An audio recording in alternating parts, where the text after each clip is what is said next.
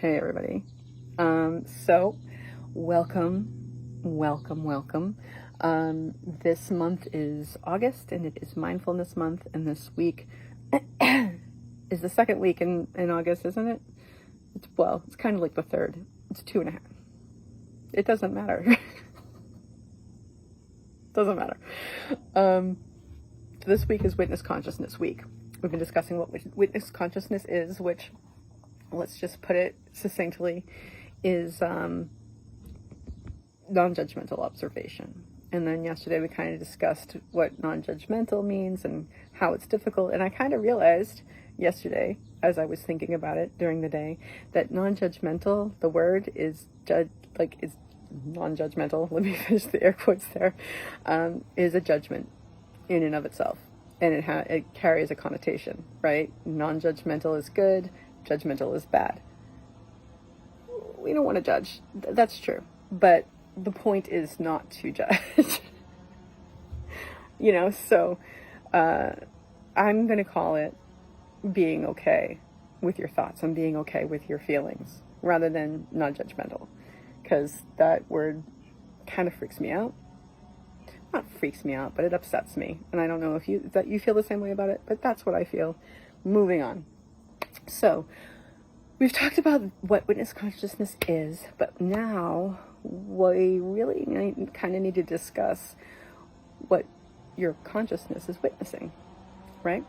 So, there are 3 things that your conscious witnesses, and those three things are the world, your mind, and your heart. So the next couple of days, we're going to be talking about these things. Today, we're going to talk about the mind. So let's start by defining. Okay, so let's bring this back to mindfulness, right? And it is the mind, but witness consciousness is observing what your mind and your brain, what your mind and your heart are doing in the moment. Let's just keep it in mind. Bring it back to the moment. So in the moment, your mind is witnessing your thoughts, right? Or your consciousness is witnessing your mind, which is having thoughts.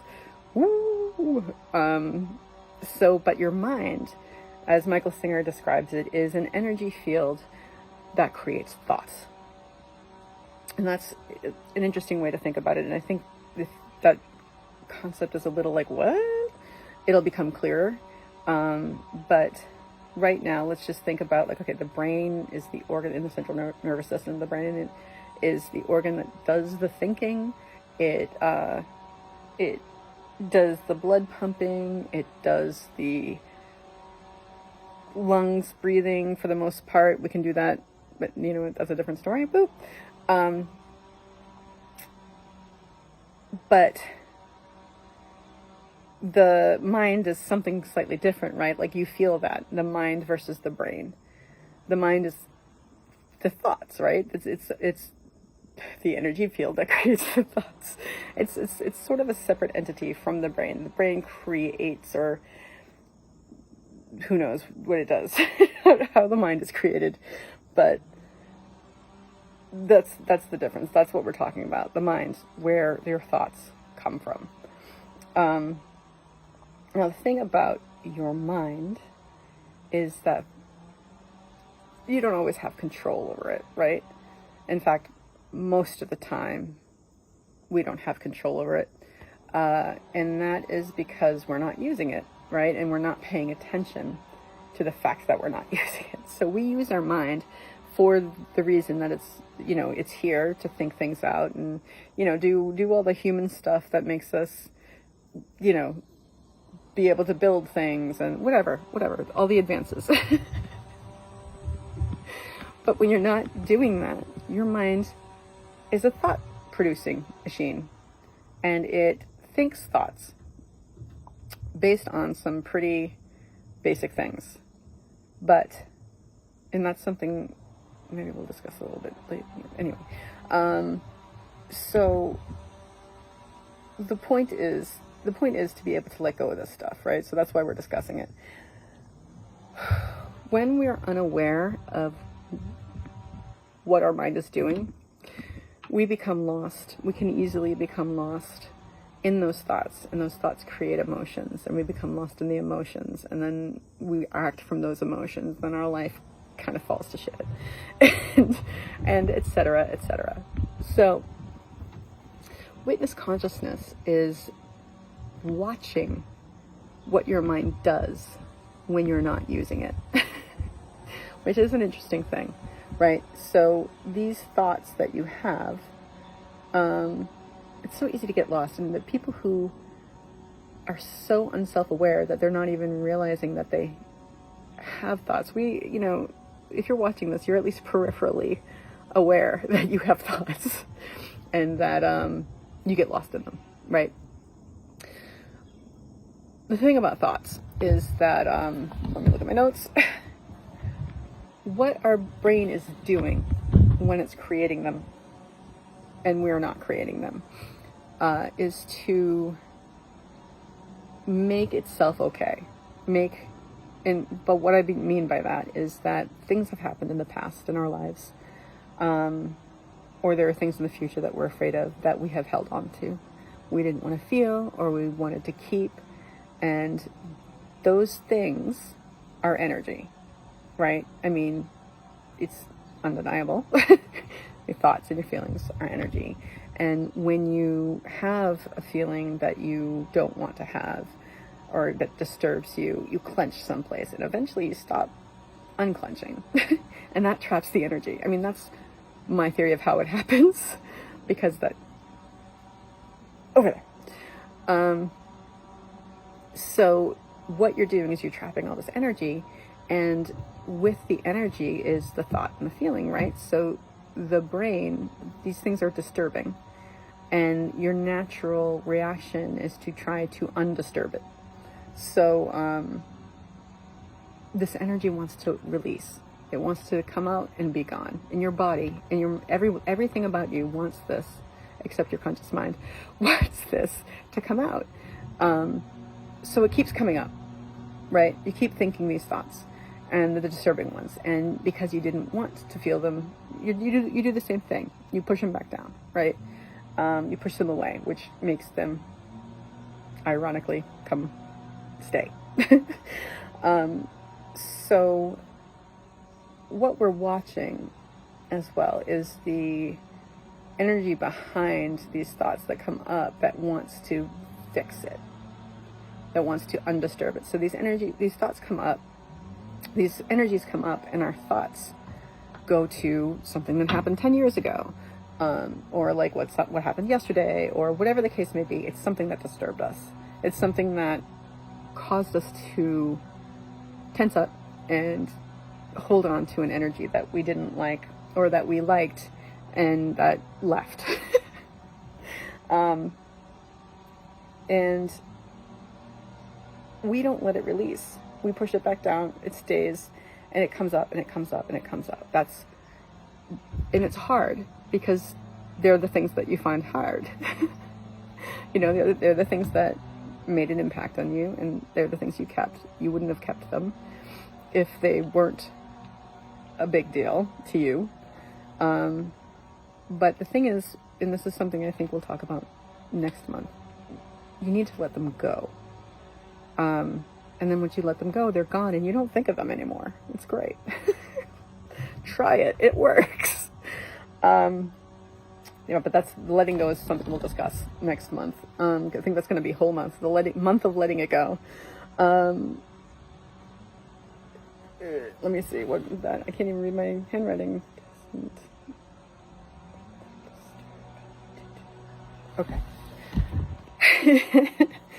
So witness consciousness allows you to see what's going on in your mind at any given moment, which is the moment right now, which is where life is happening. And when you see it, you're able to step away from it a bit, to be okay with it. Okay, this thought I just had, I didn't really particularly like it, but I'm okay with it. Same thing with emotions. And this is the only way we're going to start to feel better. because we feel shitty because of all the stuff that we've stored, right? Life, it controls our lives. It dictates the quality of our lives. It dictates how we're feeling at any given time. So this is so important to learn to do. And it's not easy, especially at the beginning. Once you get it, you stay there and it's fine. The key there is being willing to do it, which I have reached the point of like the past couple of days. Like, finally, it's like, you know what? If that's what I want, I have to do it now. It can't be in the future. And I know I've heard over there. Okay, the mind. So that's what I wanted to discuss about the mind. What we're witnessing is these thoughts that come up that we're unaware of, that influence our feelings, which we'll talk about tomorrow. And that the more aware we are of them, the better we are able to handle them. Same thing with the emotions. And the less aware, it's called unconsciousness, a person is, the more trouble they're going to cause. So, or at least the more pain they'll be in. That's probably more accurate. And a lot of times people who are in a lot of pain cause a lot of trouble, whether it's to themselves or others. I really need to get on the link letter trade because my voice is just vocal shred. So that's kind of what I wanted to bring up. That's what I wanted to talk about. That's what I want you to understand, that we're looking at, that we're looking at the thoughts. We're looking at the energy that brings them up. We're looking at the energy that makes us want to do something about it. So that's what your mind is doing. Like, this disturbed me, I want to do something about it. And you start thinking about it as the energy wants to come up. It wants to do something. So that energy comes up and you start thinking about it. And you start thinking about it because it disturbed you and you want to fix it. You want it not to disturb you anymore. Whereas when you're mindful, you can say, oh, that's disturbing. Okay. I'm okay with that. Rather than being completely lost and ruining your life or the life of someone else. This is a different story. That's a different story. Different conversation. Put it over there. So that's, I hope I summed this up because this is like a 13-minute video now. But I hope that explains some things. I hope that you get a better idea of what we're trying to do here as we are growing personally and, spiritually. Because let's just be honest about it.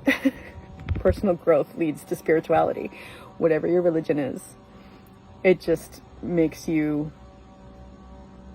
understand it better and come closer to it, which is a beautiful thing. So that's it. I'm going to say to you now, okay, like I'm going to give you an example of unconsciousness. My sister. I feel bad sometimes talking about this, but it's such an example of so many things, and it's been such a problem for me. It's been such an energy that I have held on to, and comes up and comes up and comes up and disturbs and disturbs and disturbs. And I just want to get rid of it. I just want to get rid of it. It bothers me so much that, my entire body feels this energy and just is so uncomfortable with it and just wants to discharge it.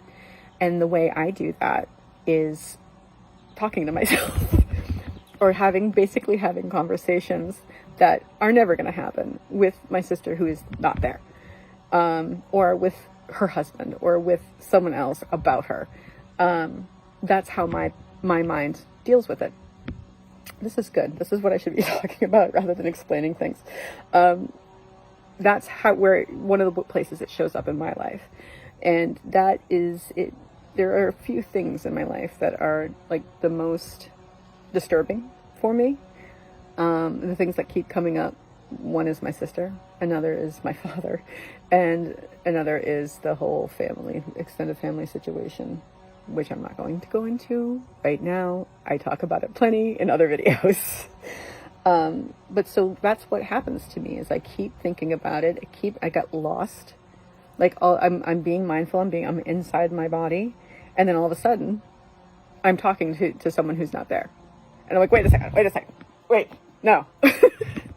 But I'm learning to come to that awareness like more and more quickly as I work on it. And I'm really looking forward to the day that I let that go. And the day that, I mean, I could say, oh, the day that I let that go, the time that I let that go, that's in the future. You know, it's never going to happen in the future. It's going to happen now. Yes, it will happen in the future now. Because right now I am having issues with it. But I'm working on them. So, okay, that'll be a part of next month. So that's my part of, like, that's how I am witness consciousing. That's what my consciousness is witnessing is, and I'm working on, because right now I've got, like, okay, I'm witnessing the thoughts and I'm witnessing the feelings and I'm relaxing. I'm not yet aware of the urge that brings it up. Although I am aware of the urge to get it out, because that's like all I feel. So that's my journey, part of my journey, one of the things on my journey of witness consciousness, developing that, which only happens in the mind, in the moment. And an example of unawareness, unconsciousness, is a certain relative of mine, for whatever reason, has decided to completely alienate herself from all her family members for no reason.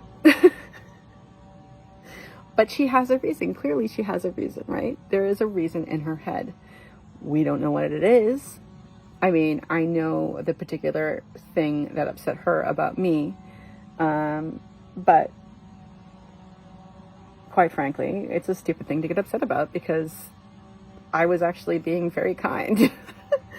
I mean, we're not going to get into it. Stop. Put it over there. Okay. Yeah. So, and you know, she doesn't talk to my brother and my niece and my nephew and my sister-in-law. Why? We don't know. We don't know. Whatever it is in her mind, and she's unaware that it's not real. She's unaware that she's having these thoughts. And she's, okay, you know what? I cannot speak to what's going on in her mind.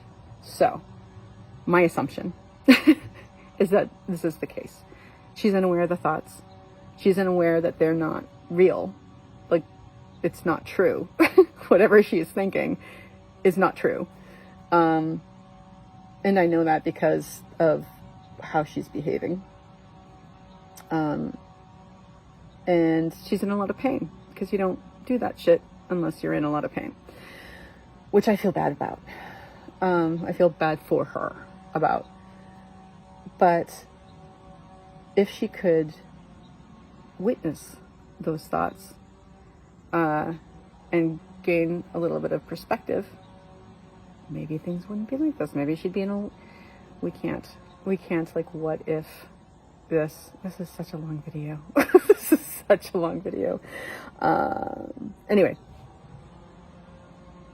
Yeah, so that's an example of consciousness and unconsciousness, witness consciousness and non-witness consciousness, that's going on in my life. And, you know, if you have consciousness, your own witness consciousness, what are you witness consciousing? What is your consciousness witnessing? You know, and that you're taking notice of and making some space from. All right, we're going to wrap it up. It's almost 20 minutes. 20 minutes I've been talking. Not surprising. But a little too long for something like this. So, I'm just going to say to you guys that even if your thoughts are coming up and bothering you and you're like, where the hell did that come from? You can always choose to have a grateful day.